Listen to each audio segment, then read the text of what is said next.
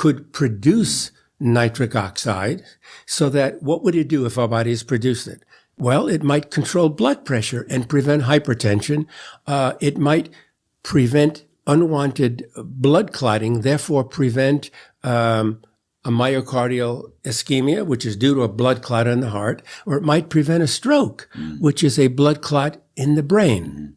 And I thought, well, when we exercise, for example, we get vasodilation or widening of the arteries in the limbs where we're exercising in order to deliver more blood, carrying more oxygen, more nutrients. And so I kept thinking, well, wouldn't it be something? That's what I kept saying for like 10 years. Wouldn't it be something if our body produced this molecule? So I began to look for it. It took a while, but I eventually, in my laboratory, when I say I mean my lab. I could do nothing by myself. It was my lab. I ran the lab. We discovered that the inner lining of the arteries, it's called the endothelium. The inner lining of the arteries make nitric oxide. No way. We had already determined what nitric oxide does. So this was the icing on the cake. Our arteries make nitric oxide for the purpose of preserving cardiovascular health, preventing cardiovascular disease. And we want more. Can we buy nitric oxide and take it? No, you can't. It's a gas. It comes in a cylinder, and it's extremely poisonous when it's in a very high concentration. You can't take a tablet or a pill or a liquid, because nitric oxide lasts for only 2 seconds. So how are you going to make it?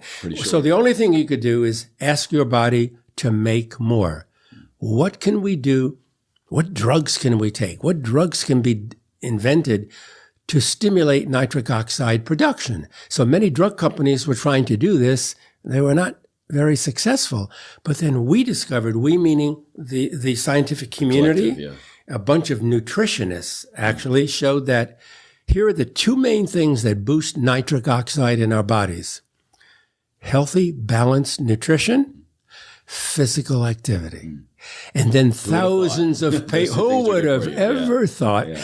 And then thousands of papers have been published on this. So if you eat the right foods from the right food groups and avoid the garbage, and if you do a certain amount of physical activity, the more vigorous your exercise, the more nitric oxide your arteries produce.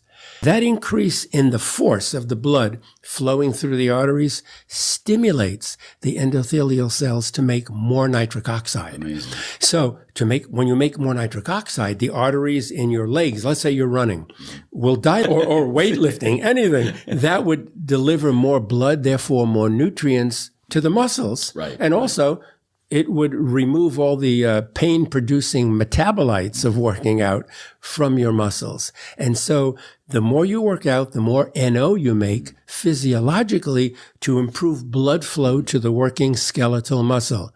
But, and here's the important but, that same nitric oxide is the nitric oxide that keeps your blood pressure normal, prevents stroke, prevents heart attack. It's a multi-use. Therefore, exercise is good for your health.